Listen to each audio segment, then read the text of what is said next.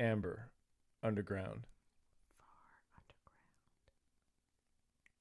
This is the halfway point of what has been an epic project thus far. It is the halfway point of the Abomination Arsenal, and it's a Saturday in the order here, just hanging out.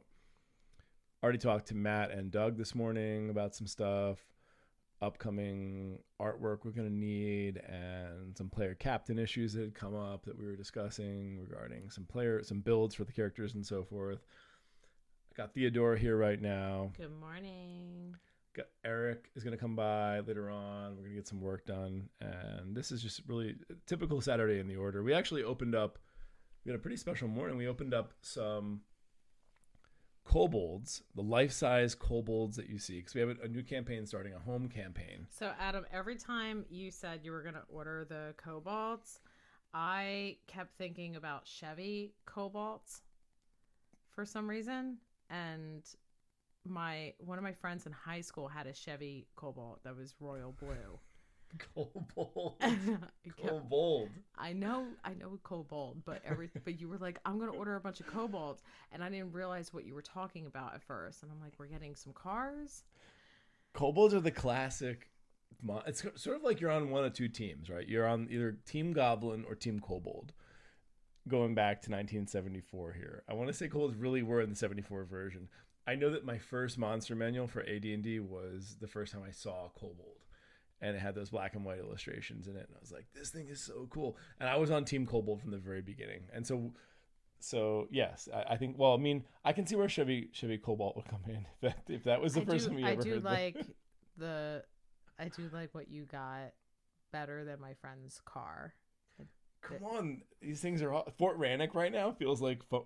Actually, it smells like foam. It feels like an adventure just walking around here because we have 3 of these things that are kind of like sitting in different corners. These are the life-size kobolds that you see that WizKids makes that are like, I don't know, $400 or something like that. You're like, oh, maybe like we'll get one for our gaming room. Well, this is OAD, right? So we have 3 of these life-size kobolds that we opened up this morning for our new home campaign that we're going to do. We always have a home campaign running, and that's starting in June coming up here. We actually TPK'd out with Rune Lords. We'll talk about that in another episode, but we have a new home campaign starting, Crown of the Kobold King. It's going to be awesome, and so we got to have life-size kobolds. So we opened up 3 of these life-size kobolds this morning, and they've been on the patio. They've been red ones are Gary and Otis. And I have been talking to Otis all day, saying good morning to him.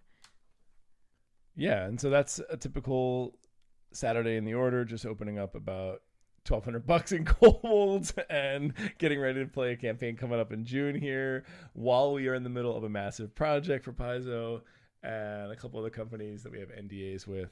And Adam, I think we should ask the patrons if they're cool if we name the blue one Chevy.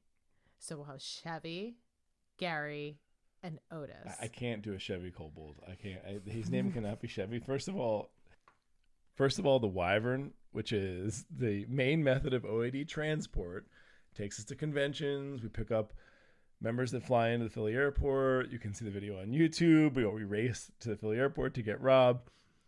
That is a Subaru. All right. We could name one. I got it. We'll name one of the kobolds Subi. Done. Perfect. Subi it is. All right. So on to Abomination Arsenal here. We just finished Marathon 3. We are projected for 6 marathons. I think it might take 7. We'll get there. We'll see what happens. But we are deep into level 5. And as you know, some of the deeper levels, this is at home. I don't want to spoil stuff here, but some of the deeper levels are pretty lengthy, pretty big. And I'm worried that we're going to need an extra marathon at the very end. So it might end up being 7. Either way, I think this marks the halfway point. Let's just call it that. We wanted to go over a couple of our scenes, our favorite scenes that stick out for us. Our scenes that really, as we went through with all these gunslingers, I mean, from the beginning, I can tell you, like, even arriving at the ruins of Gauntlet was different than anything I expected and anything I'd seen online. And I've obviously studied a whole bunch of stuff before we got to the adventure. All right, let me look at other groups, what they go through, the traditional parties. Some of the, even there's like occasionally a couple parties that have like melee heavy, range heavy, spellcasting heavy. Let's study some of those. Let's take a look at how it's going to play out. But we're coming in there with all gunslingers. And so we created scenes that are unlike anything I think anybody could imagine for Abomination Vaults. And I got Theodora here, so I was like, let's fire up the audio and tell me a couple of your favorite scenes. I'm going to list off a couple of mine, and that's our halfway point in the project, the Abomination Arsenal. So let's go with scene number 1. What is, so far, of all the crazy stuff we've seen, walking through this thing with a pack of gunslingers, the Black Powder Cadre, one of your favorite scenes? So we had to go and find a cave outside the city because our blacksmith in the city, Carmen, decided to take off with a sword. I remember this.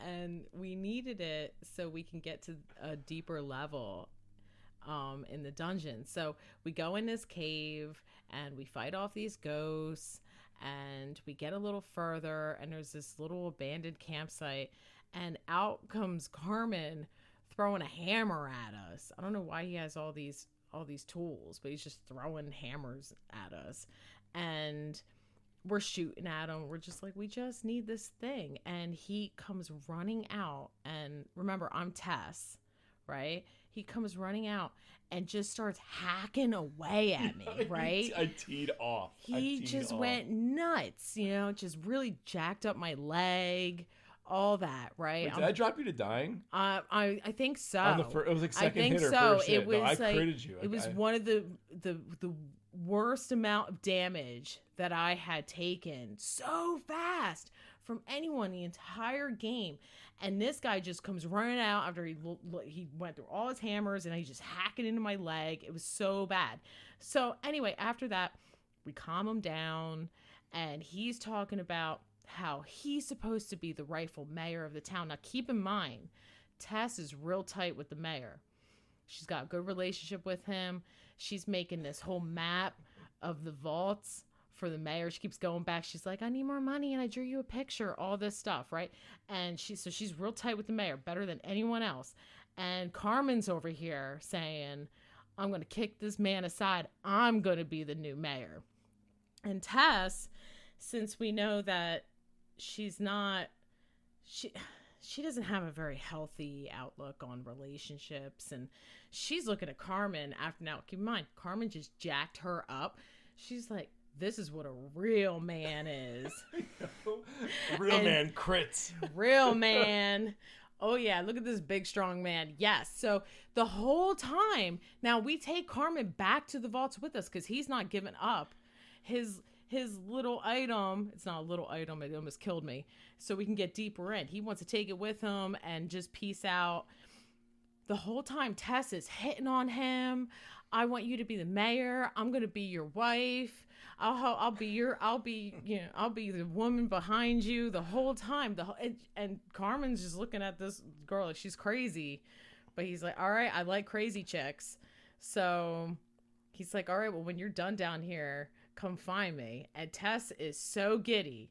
She can't wait to get through these vaults so she can make her little picture and go and be the new mayor's wife.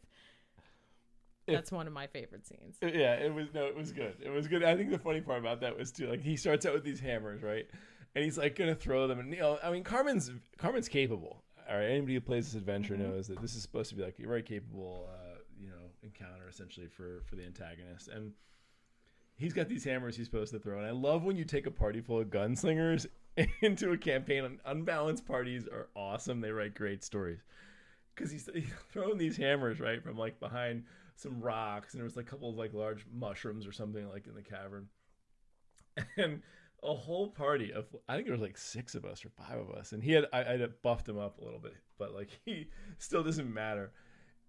A whole bunch of just cartridges start going off, the whole, just explosions, black powder everywhere, bullets are flying, ricochet. The guy has no idea what he just bit off trying to take on this group. He just throws like a hammer comes out of the darkness. Everybody turns, like here's just like boom.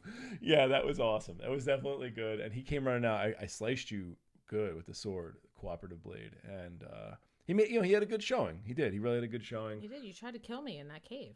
Yeah, you tried to of course. take me out That's in the my cave. job. That's my job to kill you and everybody else. Right. Yeah. So of everyone there, Carmen tried to kill the chick front and center.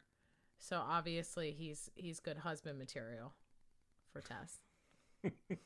What up the mayor though? The mayor is gonna feel well. Actually, the mayor is married. The mayor is married. Right. So then that's why he's not really married with kids. Yeah, I'm not trying to be a homewrecker. I'm not trying to be a stepmom. Tess just wants to be the whole fresh start with Carmen in this new town because she's not from this town. Yeah, no, she's from the Shackles, So and it's quite different. Quite different down there. So she likes this town. Oh man, well I tell you my scene I'd probably choose for number one. I'm gonna go with two very different scenes. Number one for me is gonna be the one we just had recently. It was we reached level 5 of the vaults, and 5, 6, and 7 have this big spiral staircase that goes all the way down to it sort of like goes through all 3 levels. Okay. And when you first come in, you're on the top, you're on 5, you can see down. There's a great full page illustration in the adventure path. Fantastic. It's got 2 of the flesh warp abominations that are going to be coming up the staircase or that you're going to encounter, on one of the levels there. It really is kind of like right as you reach 5, you run into them. And there's a gibbering mouther along with them. So you've got these 2 flesh warps and a gibbering mouther. And they're sort of like we had them on the spiral staircase coming up toward our party.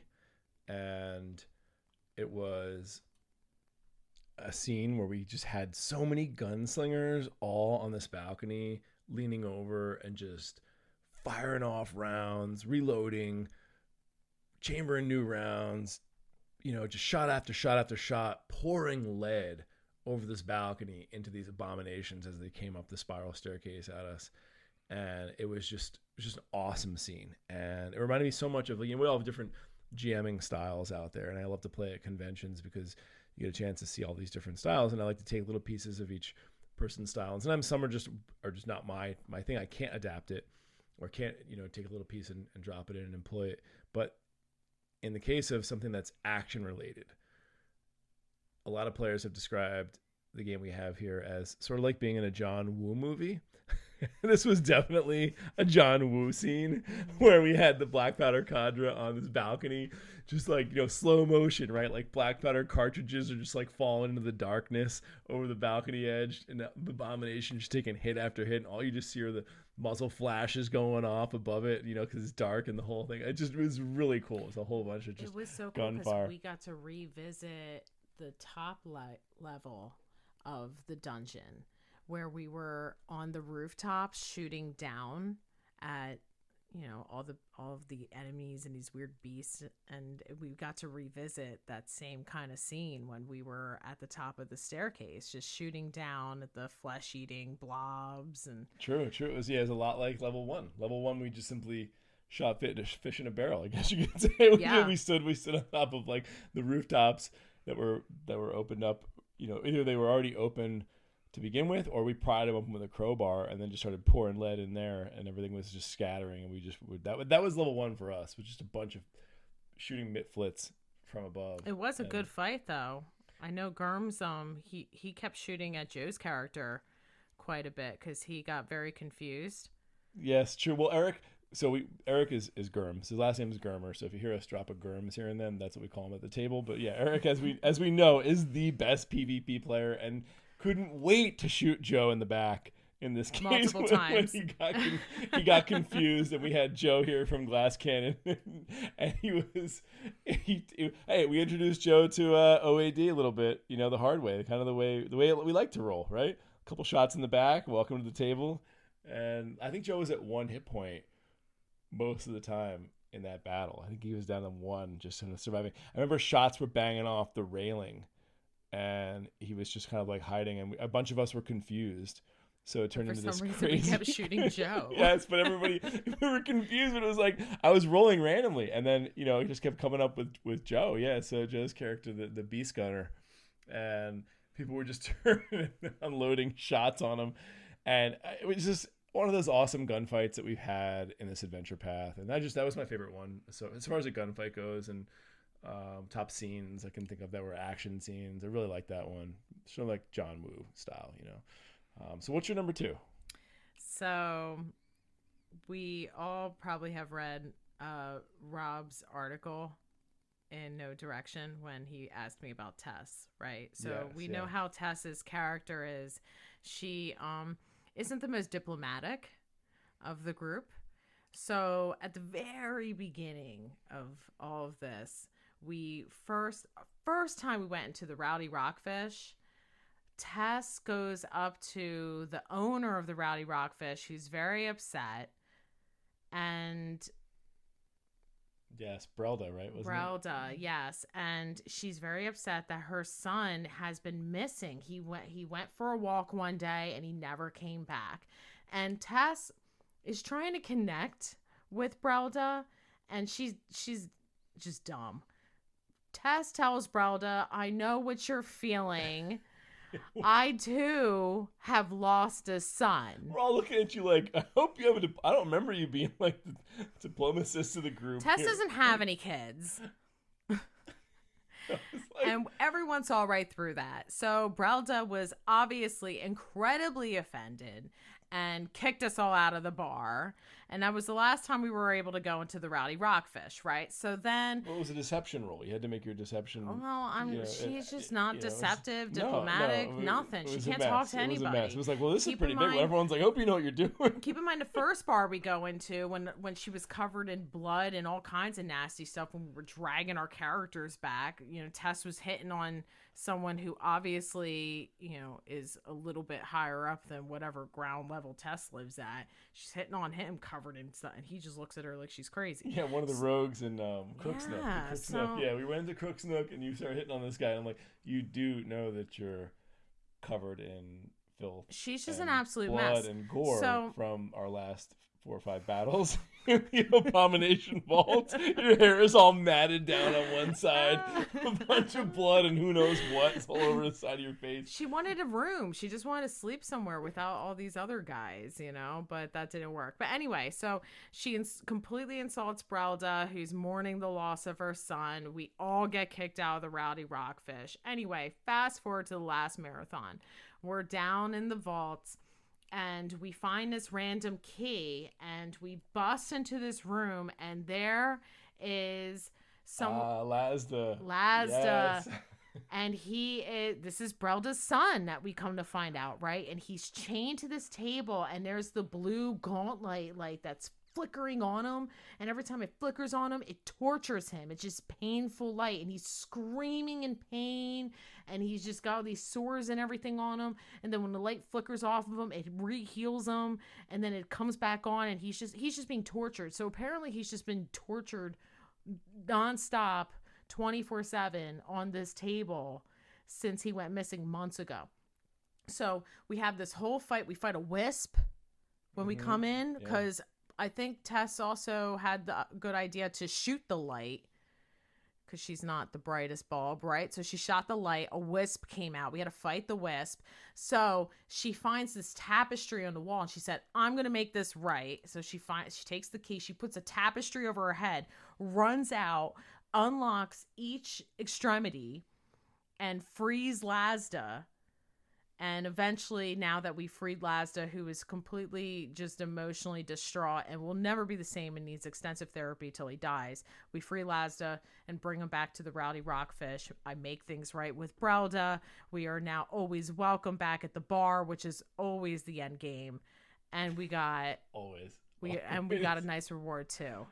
So that is my second favorite scene. Was it? Wait, okay, so didn't someone grab the portrait or something? Someone wanted to, or there's like a piece of art maybe, and someone wanted to put it over their head and try and run in. So, but yeah, I remember. That was the tapestry I put on my head. Something like that, yeah. And then because I didn't want the light to torture me. That was a cool scene. I really did like that, yeah. Because it worked. Also, level 4 offered so much in the way of, sort of like encapsulating the first part of your journey. And you really did feel, even though it's a mega dungeon, and you're going to be going through 10 levels of this thing or however deep it is. And, we've been in some deep ones, 16 levels of the Emerald Spire and you name it over the years, Temple of Elemental Evil and Undermountain and so forth. So we've been in a lot of deep dungeons, and you never really have these moments that you feel like, okay, cool, part of the story has resolved and now I'm in the next phase, or I'm now part of the story. That takes a while and it's hard to do in a dungeon, especially a mega dungeon. But what's cool about Abomination Vault is that does happen, and it happens on level 4 a lot. It's really a different kind of level. It's a smaller level for sure. And then we had this 3D build, really sick 3D build from Blackbard Studios. And I guess that's where my number 2 would be. I love the part where 2 members got separated. They ended up getting pushed. One got pushed down a garbage chute, or like a laundry chute or garbage chute down by a poltergeist, and was separated. So always, in a big party, someone always dives in right after, right? But it's kind of like this. Picture this: like somebody gets pushed in. So Malika got pushed in, and all of a sudden he slides down the chute and he's gone. Everyone's staring at you like, "Oh my god, we just lost a party member." And there's always someone who thinks quickly, like, I dive in after him, because that kind of thing, what we've experienced over the years through a lot of published adventures, is when that happens, the other player that's now separated often faces kind of like a moment of certain death a lot of times, where they're alone, and you never want this to happen to your character. They're alone in an encounter by themselves. That was our greatest fear. And the party has to make a split-second decision. I usually count down like this. I'll just go, as soon as it happens, I'll go, Malika's pushed into a chute, and you hear his screams as he slides down. You hear him kind of grabbing against the walls of the chute. And then,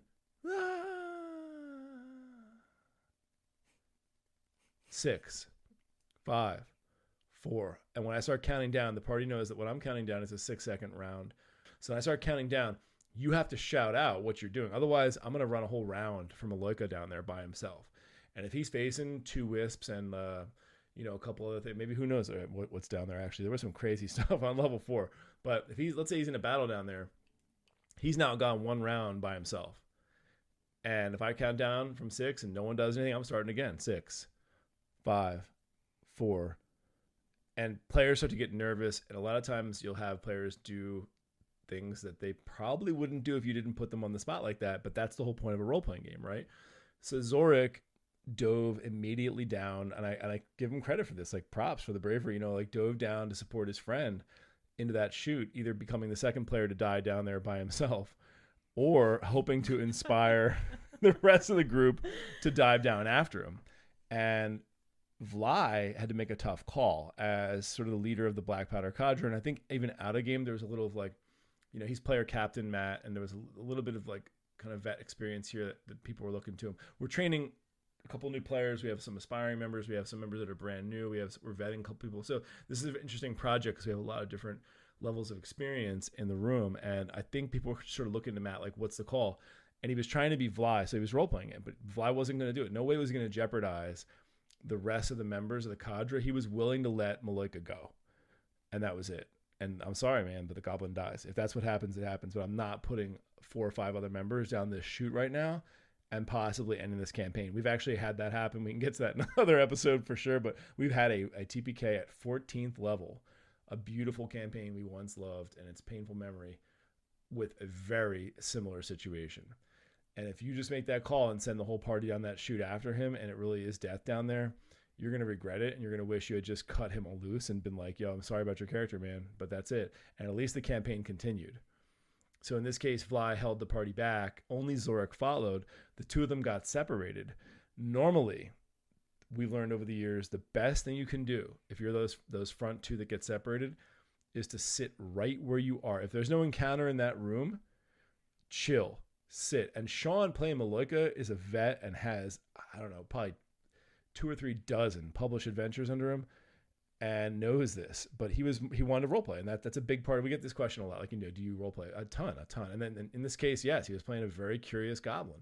And out of game, Sean knew the best thing you can do: sit tight, wait for the group to find where you're at. Do not trigger an encounter with just the 2 of you. You're going to be overwhelmed and crushed by whatever the challenge rating is of that encounter. Instead, Malika's curious. Zorik I mean, he's the fortunate sharpshooter. You know, he kind of is like the happy-go-lucky, usually everything works out for me kind of guy. And he went with him too. They both started to explore by themselves, ended up triggering an encounter. But it was this really cool scene, just like it reminded me so much of Goonies.